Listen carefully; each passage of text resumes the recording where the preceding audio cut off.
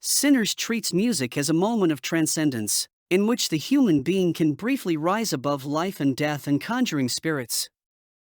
And yet, Smoke and Stack, the two brothers at the center of the story, claim they have traveled the world, and everywhere they looked, all they saw was power. Completely focused on material gain, at every moment they flirt with wrongdoing. Thieves who even managed to rob Al Capone in Chicago. Throughout the story we see that they cannot even create a business that truly works, never building anything that lasts. They chase money, but they cannot create value, and care only for people until they pass. Once the person is gone, they disappear and stop sending flowers. For them, everything is temporary and transactional: relationships, loyalty, and even grief. With the brothers moving back to the Mississippi in the period following racial segregation, director and writer Ryan Coogler tries, in one way or another, to confront that historical reality by making a kind of celebration of black culture. In his view, a reaffirmation of identity and belonging in response to the oppression that black communities long suffered under white domination. That oppression had taken many forms: explicit persecution, violence, and bloodshed, things clearly unjust. But the film also suggests another kind of imposition: religion. In the film's central tension, Sinners tells us about Sammy's father, who is a pastor and reads a passage from one of St. Paul's letters, reminding his son that God gives human beings the grace necessary to resist sin. But the film's thesis is a complete denial of this idea, and in its very title suggests a world in which people consciously choose to remain immersed in the material things of this life, rejecting the moral framework that had once supposedly been imposed on them, often by so-called white religious authority. Sammy's character arc reflects that struggle.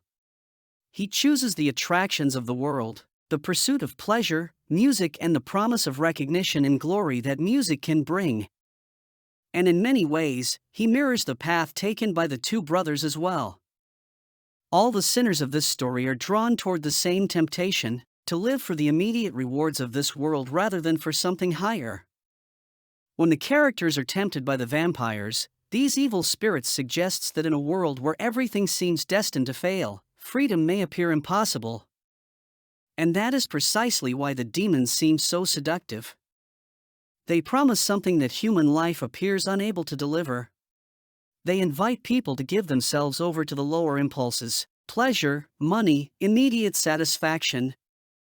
And they offer something even more powerful: the promise of belonging. They invite everyone in the bar to join them, to become part of their community. And that is exactly what happens when people allow the demonic to enter their lives. They are seduced by gold, by wealth, by bodily pleasures. The film even emphasizes this visually, through costumes and clothing that constantly exaggerate and highlight the contours of the body, appealing directly to sensual desire. At the center of it all stands the setting itself, a kind of casino where people gather to drink, gamble, destroy lives, and celebrate.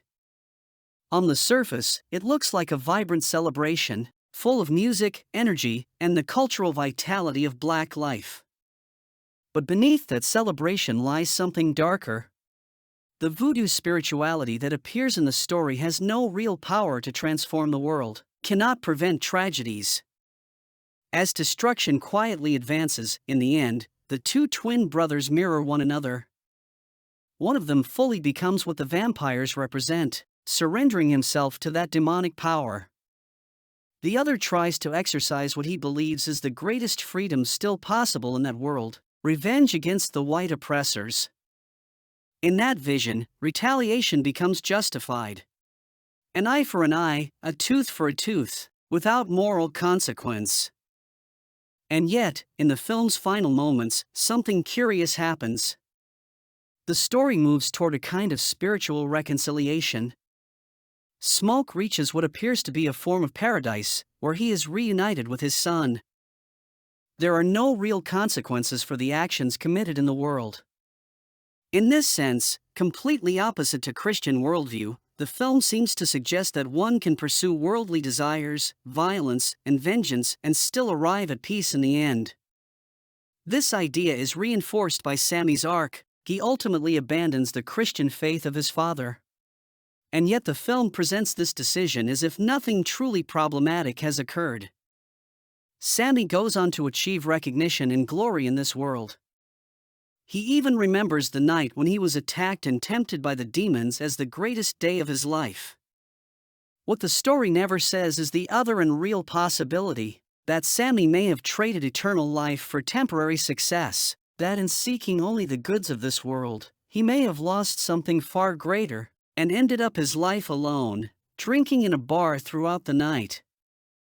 And so, despite its impressive technical qualities, Sinners ultimately advances a fake thesis that is not new. The wrong idea of Christianity as a kind of supposedly white cultural imposition, while celebrating a different cultural identity in its place, something Ryan Coogler clearly intends to affirm. But of course, you may disagree with me. That's fine. Please feel free to leave your thoughts in the comments, and I'll see you in the next video.